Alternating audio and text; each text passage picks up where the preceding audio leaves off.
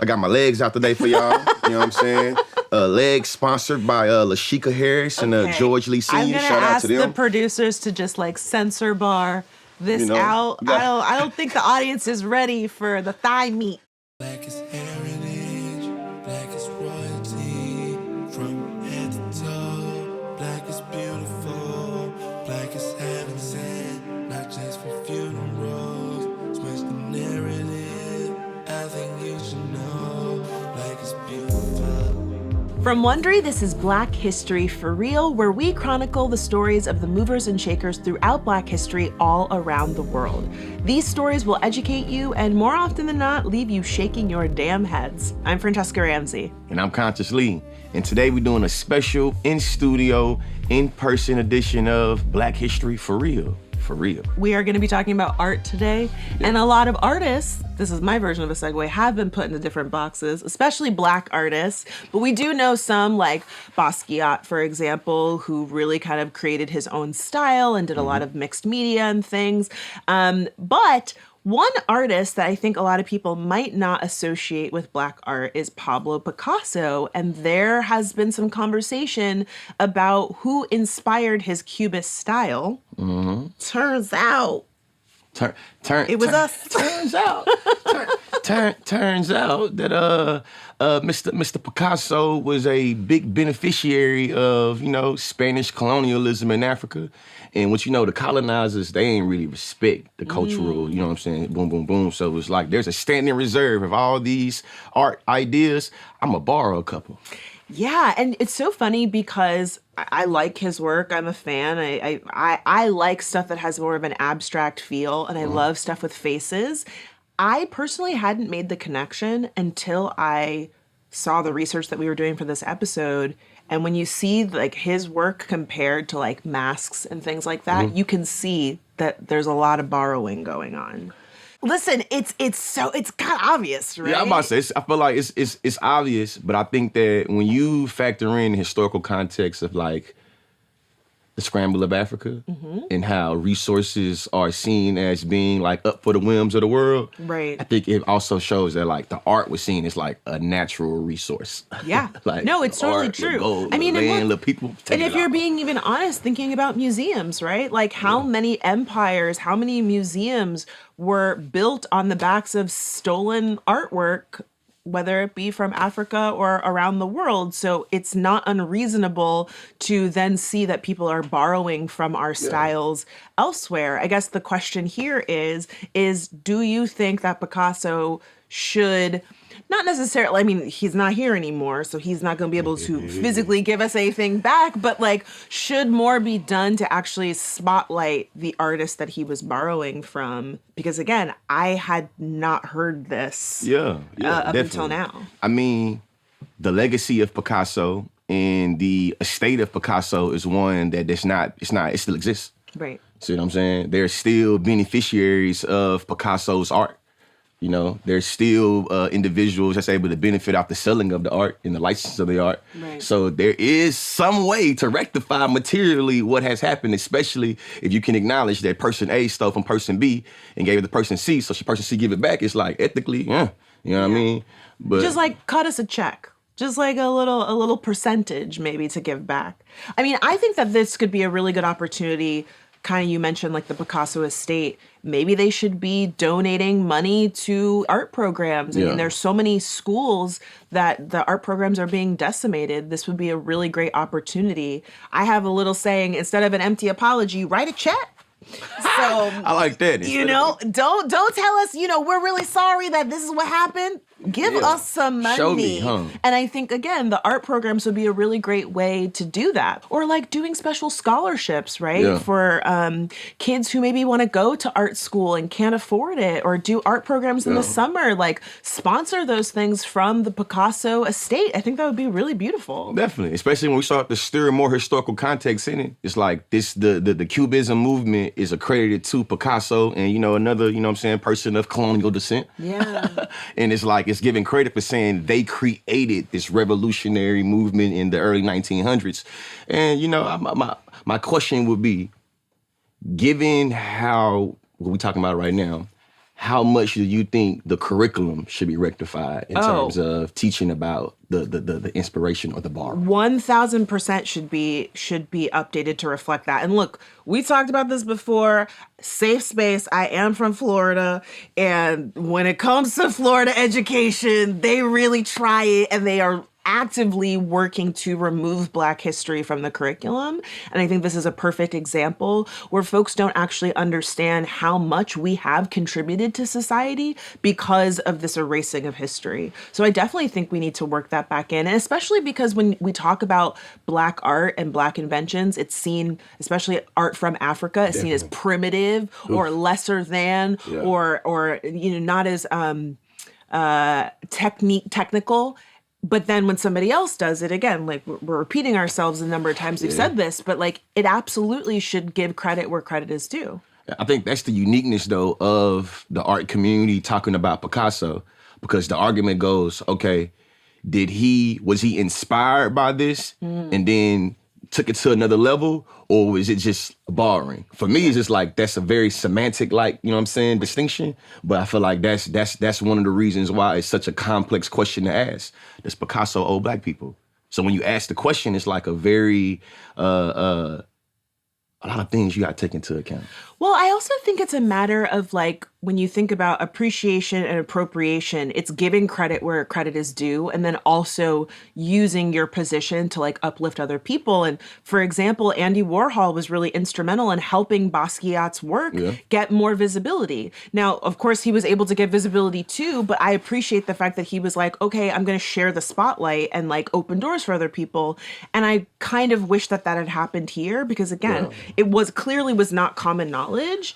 Are you gonna? He tried. Listen, he tried. Like so. In terms of cultural appropriation and cultural appreciation, in the beginning, Picasso was kept at a stack and was like, "Yes, I was inspired by those Africans." Mm-hmm. He started to proliferate and blow up, and he was like, "Nah, it wasn't actually like that." Oh. So do you think how?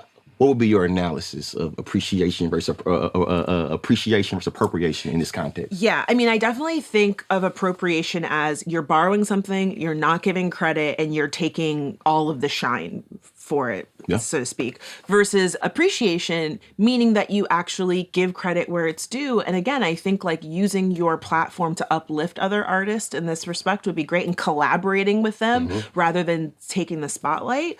So yeah, it definitely sounds like he started doing it the right way and then didn't want to, spread the wealth, so to speak. Yeah, he got drunk with power and influence. You know what I'm saying? And when you get drunk with power and influence, the first thing you throw out is the morals. The morals, and morals specifically tied to giving credit to Black people. Yeah, no, absolutely.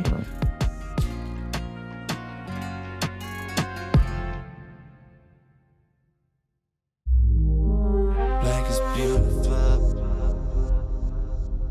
Okay, I have a question for you. If Black art did not exist, what do you think would be the repercussions through the United States, but also the entire world, especially when it comes to the arts, music, fashion, visual arts? Where do you think we would be? Well, we the sauce, baby. we the seasoning. Think about it. There is no way to talk about the impact that Western art has had on the world without talking about a Picasso. Right. Picasso literally would not exist if it wasn't for his exposure to African art. So and colonialism. Colonialism is just so seeped in there. I know it was a trick question. I mean, I knew the answer. It wouldn't exist. But I think it's important to really contextualize how deep it is, because it's not just like surface, like, nah, it wouldn't exist. But it's thinking about, politically, socially, economically, a lot of Western culture springboards off of like African presence, off of Black presence. And it's not usually giving credit. I was just like, what? And like our wealth and our riches, like people using our knowledge and our creative, the well of creativity in order to boost themselves up. again, Picasso is a perfect example where he was inspired, but then he's able to then go off and have this illustrious career. Whereas, do the artists that he was inspired by, do they get to profit? Or is there work in a museum somewhere that the museum is able to collect funds off of, but the actual artist is not? Or they're just an unnamed African artist did this thing. That's how it happens, though. I was first exposed to this type of history when I was in college, and I learned about how a lot of the higher form fashion companies and they different trademarks, or they different signs, how a lot of them can be seen coming from Africa. May it be like the Fendi sign or the Louis Vuitton sign, or these different designs, recognizing it. And then I started to do the research and really go down that rabbit hole of like art. Oh, yeah. There was also like a few years where there were so many designers using like kente cloths and like wax print fabrics and stuff, where they were like very clearly inspired by, but versus actually working with local artisans. So you're right. It's been happening since the dawn of time. So African art was brought to Europe through imperialism. And until Picasso was able to stumble across this art, it really wasn't valued. It was undervalued, actually. So the question becomes, what is other things you can think about that was undervalued until white Americans said, ha? I mean, there's so many examples, but I think most recently I really think about AAVE and it being called Gen Z slang. It's wild hearing young people use slang that I grew up hearing and or was often told not to use. I went to Catholic school and my parents were really strict about the way that I spoke. And there was this, you must speak this way because this is the way that you're going to get ahead. And I remember going to camp and, coming back and being like, yeah, what's good? And my parents were like, don't talk like that. And it was really, again, stigmatized versus now. I think about Miss Ariana Grande and all the different voices that she's had over the course of her career. She's like a little ventriloquist. Who is that brown girl? She says all sorts of things that I'm like, now, she's from South Florida, and I know she did not grow up speaking that way, but it's become so commonplace that it's attributed to everybody but Black people, and it's a way to seem authentic and relatable. And I'm sure you have a whole list. I definitely got a whole list. And the first things that came to mind, I feel like it would sound like crazy, me being like a cisgender man, being like lips, tits, and ass. And it's like, in my mind, that was something that was undervalued until, a particular demographic came across and it was like, I've arrived. I know. I got made fun of for my lips all of the time. Biker braids. Bonnet. Now that has been so interesting watching white girls wearing bonnets on TikTok. And it really felt like because they saw a bunch of Black girls wearing bonnets and blowing up, suddenly they were wearing them too. Yeah. Which it's like, look, using a silk cap or a silk pillowcase has benefits for everybody. But again, it was that whole conversation. Remember, it was like, ladies, don't go to the airport in your bonnet. I'm not going to say who said it, but there was this conversation of sweet babies. You look low class when you're doing this. And now it's become almost like a status symbol. And I've seen white hair care brands selling their own version of a bonnet. Yeah. It's like, this is like, we're in the upside down. Yeah, I feel like one could argue that it's kind of like fundamental to the Western world, being able to steal things from people of African descent and from Africa itself. And it's just cool. I think that's the reason why it's hard for the art community and for art history to rectify this, because it's so normalized. Yeah. Like it's really woven into It's the foundation of our museums. I mean, it's so much still, like the scene in Black Panther when Killmonger is looking in the art, like the gallery, you're like, I mean, he's kind of right. It's kind of, but it's just like, right, but we seen as being crazy, or Black history for real is seen as being like the bearer of bad news or party poopers, because how dare you try to make us return something? Or to be like, you guys lost. You lost it, and you get over it. And it's like, you ain't got that same energy in a particular place. I ain't gonna say where, but we know where, guys. Yeah, well, and like even just using the word lost, I feel like that is so coded. It's like lost or stolen. Those are two very different things. Another thing that I thought of is nail art.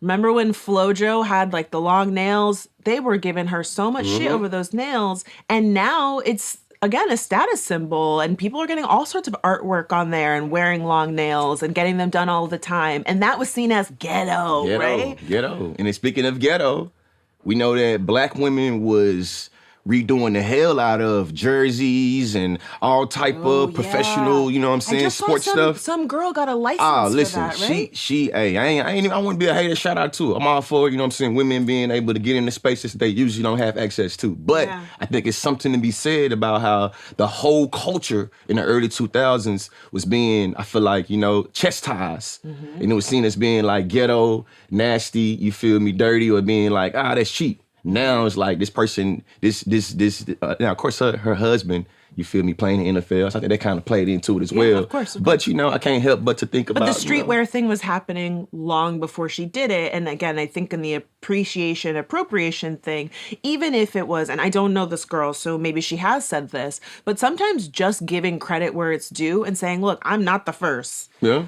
I was inspired by this person. I'm inspired by this person. That goes a long way. A long way. Because what ends up happening is they get exalted as revolutionary, and we're sitting here going, the girls have been wearing jersey dresses forever, or Definitely. you know, sneakers with dresses, or whatever it might be. Yeah, it's just Picasso. I almost been Picasso, but really. Yeah, Picasso maybe we should start saying that instead of you know. Columbus. You got Picasso. You got Picasso. So if it's artistic, you say Picasso. You know what I'm saying? If it's non-artistic, you got Columbus.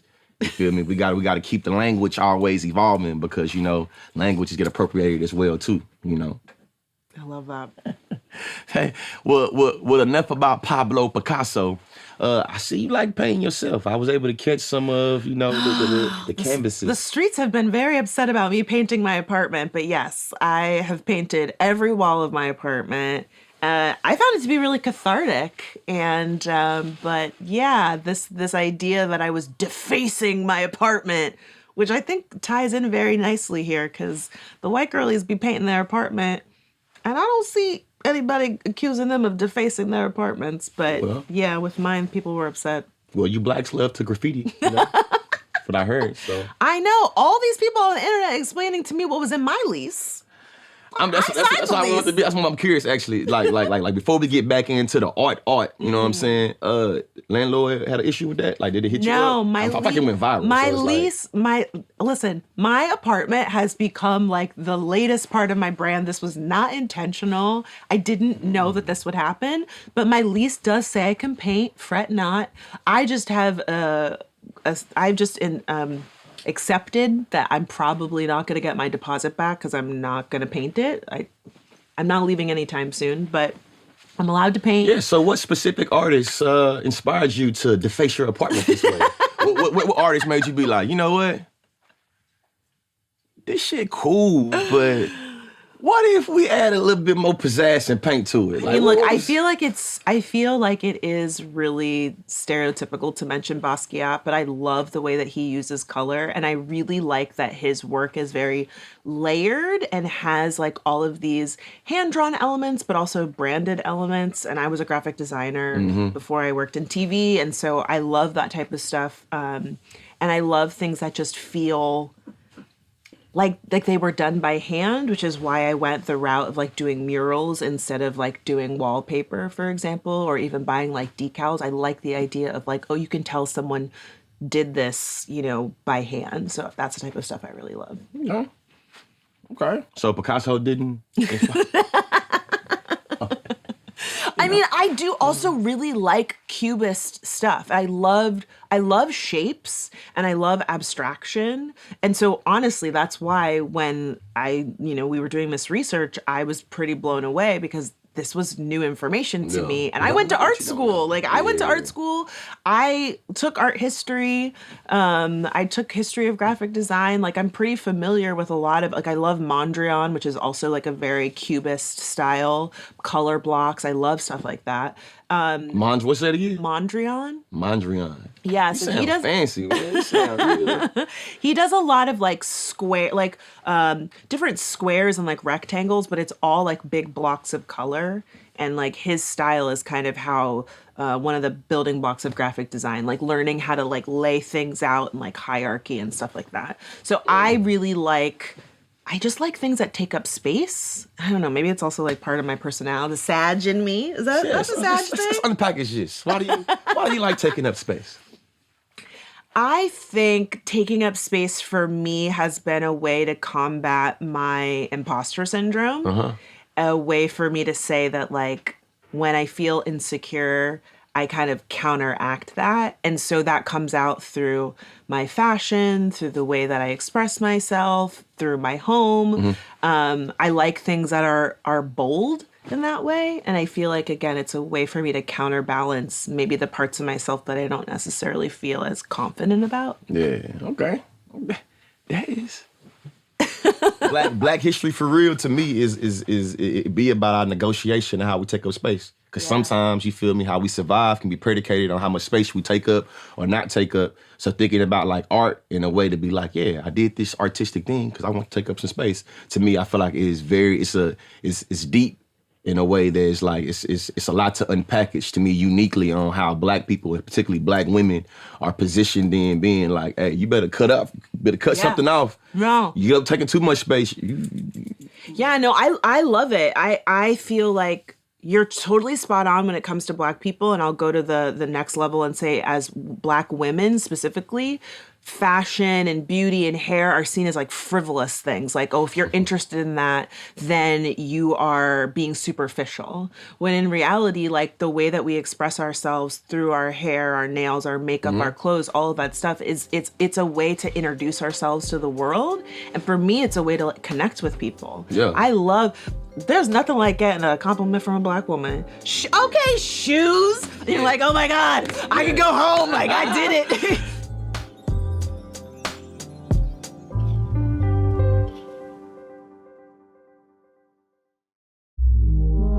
Black is beautiful. Sadly, in the year that we in, Black hair and the politicizing of Black hair is still a topic that we have to deal with. Even though many of us is, you feel me, pathologized, criminalized, excluded from professional areas for wearing our hair, there's certain people that get, you feel me, valorized or get credit for doing it. You know what I'm saying? Shout out to Travis Kelce, was the first person I seen that was like, y'all ain't finna play with my name in Black History Month. I know. He said, shout out to Travis Kelce. Man. He said, I'm like, not the first one to have a fade, and I will not be the last. Y'all are not finna have my Black friends on my helmet today. Y'all will not do me like this. You know what I'm saying? So, you know, I think we need to not only stop the cap when it comes to like the appropriation of Black hair, but really unpackage how there are still people right now in the status quo right now. There's a student in Texas, 17 years old. He has locks. Wait, is this the one that was told he couldn't graduate? Right now, he's still, him, still right now, literally. Wow. The state of Texas cares more about the hair on his head than the information going to his head and then the guns at his head. You know what I'm saying? Guns shooting up So it's like, schools. well, y'all know how to ban stuff. Y'all know how to, you know what I mean? And then the crazy part about it is we had a legislation to protect the Crown Act. Yeah. A judge decided that what the school district was doing to him said that it doesn't violate any Crown Acts. So I think it's just something to really, what's your thoughts on that? Like, It's so interesting. So, you know, I had locks for 15 years. I cut my hair in 2018. And it's been really interesting for me to see how the perception the perception that I enjoy or I experience has changed because of my hair. So that's been really interesting for me. And it's so disappointing to see that here we are in 2024 and we're still having to squabble over this is the natural way that this comes out of this person's head. Yeah. But I also did feel like while I knew I wanted to cut my hair for personal reasons, I also had this feeling of, oh, I'm so glad when I go on set, I'm not going to have to worry about them being able to do my hair. Because that continued to be a challenge for me. And so it's frustrating that young people are being put in this position where they're having to make a choice if they want to be successful, quote unquote, or they want to look more professional. Yeah. And even when I had locks, that was like a big part of the content that I was making was showing young women that they could do all different types of cool things with their hairstyles, with their hair, because oftentimes I got the idea of like, you're not going to be able to get a job if you have your hair like that. And it's like, no, I can put my hair up in a bun, I can do updos, I can do all sorts of cool things. But there are still so many people that don't have access to that, which is how you get these situations where a young man is being told you need to cut your hair in order to walk in your graduation when his hair is not prohibiting him from being smart or even wearing the freaking cap. Put some bobby pins in there and you're good to go. Yeah. Well, today's lesson, we're gonna be exploring braids. Hair. Okay, yeah. Let's get into some Black history for real.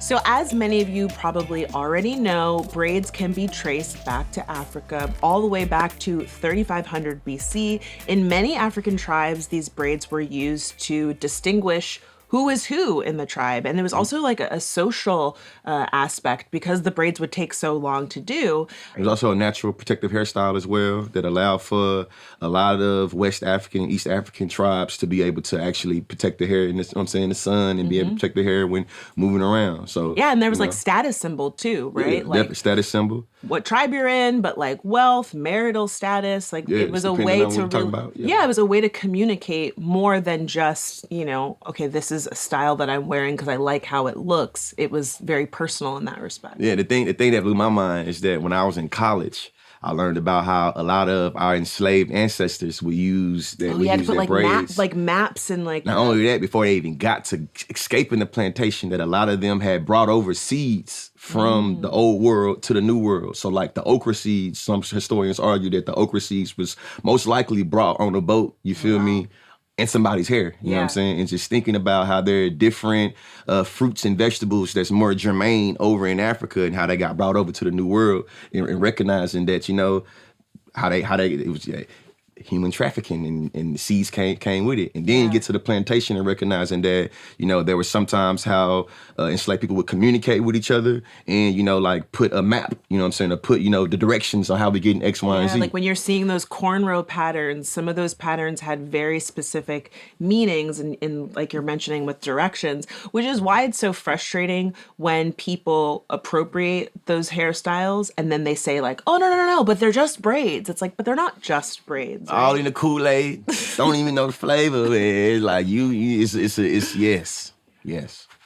Why do you think? Again, this is kind of related to what we were talking about before, but when it comes to hair specifically, why do you think there's such this big push to pull away the cultural significance when it comes to our hairstyles? Because oftentimes you'll have people say, why are we still talking about hair? Haven't we moved past this? But like, do you think that it still deserves a second look in that respect? Like, is there still more for us to learn and appreciate and respect when it comes to the conversation around hair in the Black community? Yeah, definitely. And earlier we were talking about Picasso. I was talking about like having the sauce. I think that, or like, having the season. I would say when it comes to like hair, a lot of times we be losing recipes. You feel me? I feel like growing up how I grew up, my little sisters and my mama and my grandma and them grew up I feel like it would be time to build community and time to have intimacy when you was getting your, getting your hair braided and recognizing that it was something that you really picked up on very early. I will argue now the way that the braids, get appropriated and the ways that it gets, weaponized in the professional settings make it where certain people are discouraged from teaching how to braid from, getting all the way into it. So it make it feel like, we losing recipes. Well, the other thing that I think about when I had locks, I remember the stylist that I went to, she almost had her shop shut down because she wasn't licensed. Meanwhile, when you go to hair school, they weren't teaching you natural hairstyling techniques. So it's like, go to school and spend this money in order to get licensed so that you can legally have a hair shop. Meanwhile, all the things that you're learning in school are not helping. They're not doing anything to help with the textures that she's working with. And again, it's that trickle down of then you're on set, and oftentimes there are people who have never worked with natural hair. They've never worked with black hair before. They don't know how to do color on our hair or any of the processing or how heat interacts with our hair. And then the standard is, yeah, but I've got my licensure. I know how to do hair. And it's like, yeah, but you don't know how to do all hair textures. And so I'm thankful that we're getting to a place where those things are being spoken about, but like we're we still have a really, really long ways to go. And that's something that I've been really frustrated with when I've gone to set. And shout out to us, because we definitely had a barber on set, which I don't know that I've ever seen that on set. That must have been your writer. Yeah. You know, do you remember when Kim Kardashian and the Kardashianas found themselves in, you know, cultural appropriation business? They have. It's been a couple of times, but the one I'm talking about specifically when it comes to the braids. Oh, yeah. I think you already said it, but I think Kim was calling them boxer braids when she had I don't know. I'm gonna say allegedly because I don't want to put it. I feel like it might have been a different, like, you know, it was one of them. Person, you know, no, it was different one of them. I will also add that Kylie, on the topic of braids and hair, Kylie was really trying to say that she was putting people on the map wearing wigs and lace fronts and doing different color hair. So again, it's that thing of like, when we do it, it's ghetto, but when they do it, it's pushing the boundaries of fashion and you know, oh look, I'm doing this protective style. And even just the idea of like when we talk about weaves versus extensions, right? It's such coded language that we use weaves when talking about Black women and extensions when talking about white women. And listen, they're the same thing. Listen. Don't play with us, contrarians. We're talking about cultural appropriation, and we're talking about it in the context of hair. There will be somebody that's going to be purposely obtuse and say, well, y'all Black people culturally appropriate our hair because you wear weave. Samantha, nobody wearing weave from Idaho or Utah. You see what I'm saying? The bundles don't come from our town. So when we start talking about cultural appropriation and we're talking about the context of hair, you're not as clever as you think you are. Well, and I think to drill down on that also, to remove the idea of what cultural means. Having straight hair is not something that is exclusive to one group of people. Again, similarly, braids are not exclusive to one culture of people. But when you talk about cornrows specifically, that's something that we developed. And then it's also thinking about assimilation versus appropriation. When someone who has naturally kinky hair is wearing a weave or getting extensions or straightening their hair or wearing a wig, they're doing it in order to assimilate, because we've been told our natural hair is unprofessional and you can't wear it this way. So again, it's to your point, it's like the you're being contrarian and you're not actually like, let's look at the facts, okay? No one is saying that straight hair is unprofessional. No one is saying we developed straight hair, we invented this. And it also does not have the same cultural significance, especially for us when it comes to natural hair, a world that has always told us our natural hair and our Blackness is ugly and unprofessional. Yeah. And it's a P word that I'm thinking of that I haven't introduced to this conversation about cultural appropriation, but it's power. And the conversation about power is one that is usually mystified because people want to be like, culture is culture is culture, culture is sharing is culture is sharing is culture is sharing. And it's like, yeah, whether we're talking about Picasso or we're talking about Kim Kardashian, the power dynamics and visibility is something. Who gets to profit?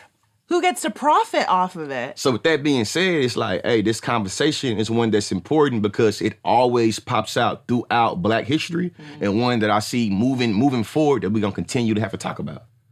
Because it's like a part of Western culture is to steal and appropriate, extract, exploit Black people. Because ultimately, if we were all able to profit off of it, it would be a different conversation. We wouldn't be saying you're appropriating. We would say we're all sharing in the wealth. Yes, you are appreciating but it's not like that. And so it's ridiculous to suggest that it is that way when we know. You gave the example of the young man in Texas, or, you know, there was a few years ago, there was a newscaster who had her natural hair and she was getting death threats. Definitely. And she lost her job because she dared to clap back.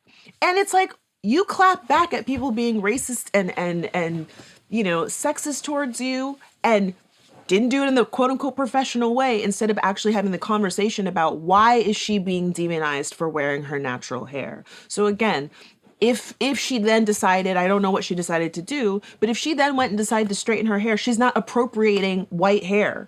Let me ask you this. I love when I start seeing you like smile, like as I know something is coming. Let me ask you this. So you know there's a very controversial topic about white people wearing locks. Oh yeah.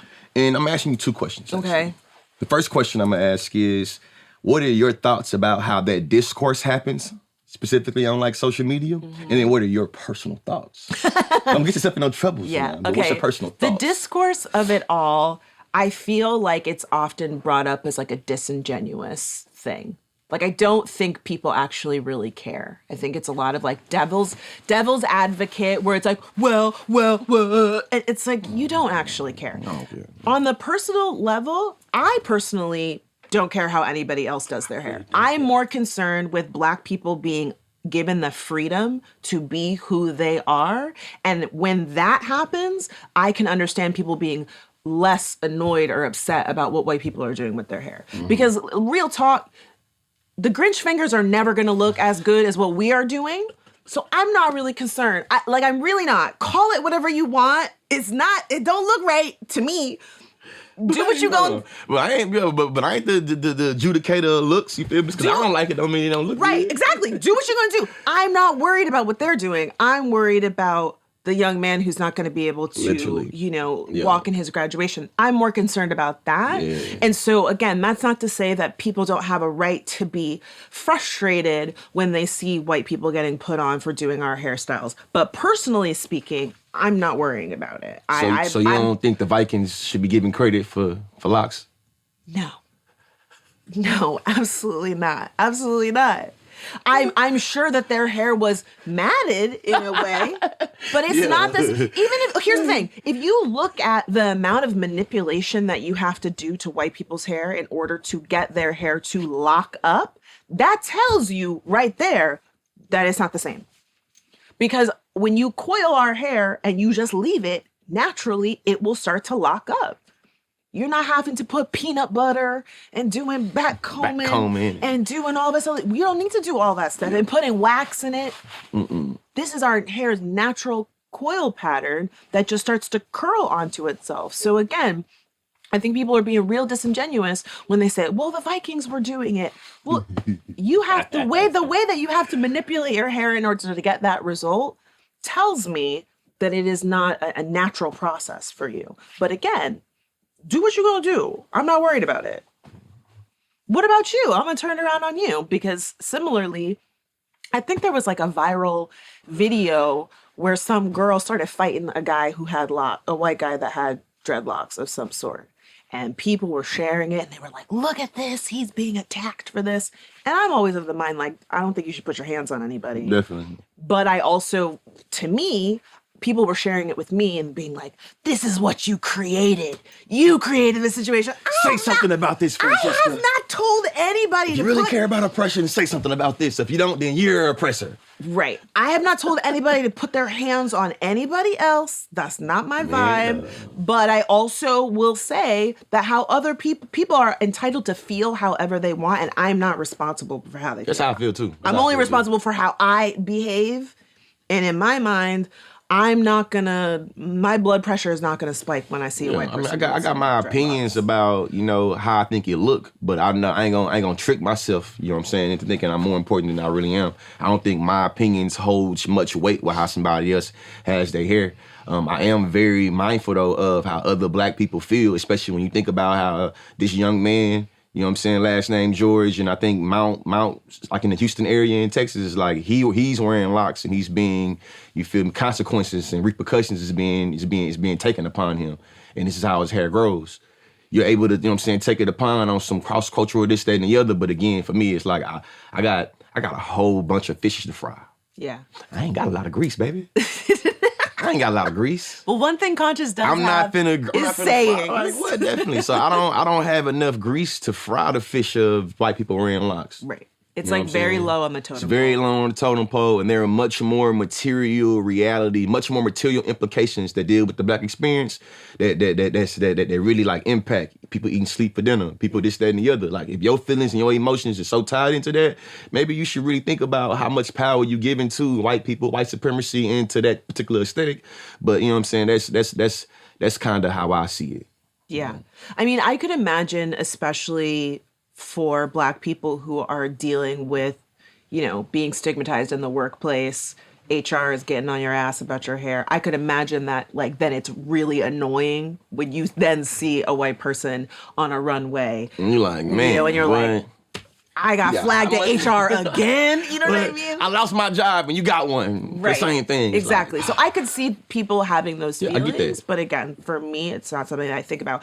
My thing that I'm really passionate about right now is making sure that more Black hairstylists have access to film and TV sets, because so often folks will be clowning actors and actresses because their hair doesn't look right on screen, and I'm like, I know it's not their fault. I know it's not their fault, and the barriers, the hoops that you have to jump through in order to get accredited. Unfortunately, a lot of Black folks don't have access to that. You have to have a certain amount of hours on set before you even qualify to join the union. But then how do you get a job on set? You got to know somebody. If you don't know somebody who already has a job in the industry, you're completely locked out. And that's not to say that we don't have talented Black hairstylists, talented Black makeup artists. But if they don't get the same access, then no, they're completely barred from the industry. It made me think about one of my more successful YouTube videos I made about who gets to own the companies in the Black community when it comes to hair. And when I did my research, I found that there was legislation that happened in the 1960s that ushered in the Civil Rights Act and ushered in like integration. But then the Immigration Act of like 1965 was able to make it where particular, you know what I'm saying, people were able to corner the market on doing Black hair specifically. So even outside of Hollywood, the industry, when you have Black women that want, or Black people, Black people just general want to set up shop in terms of Black hair, that they're not given access to, you know what I'm saying, a lot of different resources and a lot of different, you know, loans, a lot of different literal types of hair. Yeah. Because it's like we don't want you to be able to get into this industry, you know what I'm saying? It's a great video entitled "Why There's So Many Asian-Owned Businesses in the Black Community," and specifically when it comes to hair. I actually was able to interview this doctor, this Asian woman. It's a doctor at UCLA, and her family actually owned one of the liquor stores that got attacked, you know what I'm saying, during the watch riots. Yeah. So what I was able to find is that when you think about how like structurally and politically this hair thing came about, it's a whole bunch of things that tie into it in terms of like how this industry is shaped, and how I think it was Korea, Vietnam, they had made it where they outlawed people being able to outsource the hair, and made it where functionally they were able to make it where that like the only way you're able to get this hair unless you get it directly from them. You know what I'm saying? And it was just something very interesting. I think it was a very interesting conversation to have in terms of coalitions and solidarity building, you know? And it was really just an interesting topic, because hair is something that is like a surface level, it seems like, but then it's like, nah, people are able to build generational wealth. People are able to literally experience upward mobility based off of the trends that happen in the Black community, and those people usually not Black. Yeah, I mean, I think it also just kind of speaks to like the theme of this show, right? Is that you know this one kernel of information, but then when you peel back, you realize there's so many different other cultural moments and historical moments that are tied to that one little thing that you think, oh, this is really trivial or frivolous, or people say like, why do you have to make everything about race? Sorry, a lot of things you can trace back to oppression. Yeah, and man, it's still worth exploring it. We can do it. Everything retired back to race. You know what I'm saying? Like the question is, how conscious are you of how it's implicated to race? But just because you don't understand or you don't know, don't mean it's not. Exactly. I think about that all the time. Oftentimes people are like, well, I've never seen that happen. It doesn't mean that it hasn't happened. What? Well, I'm not experiencing hunger, so hunger doesn't exist. Like, it's very self-centered. Yeah. Thanks for tuning in for this very special episode of Black History for Real, for Real. Make sure to check out the podcast wherever you get your favorite shows, including on the Wondery app.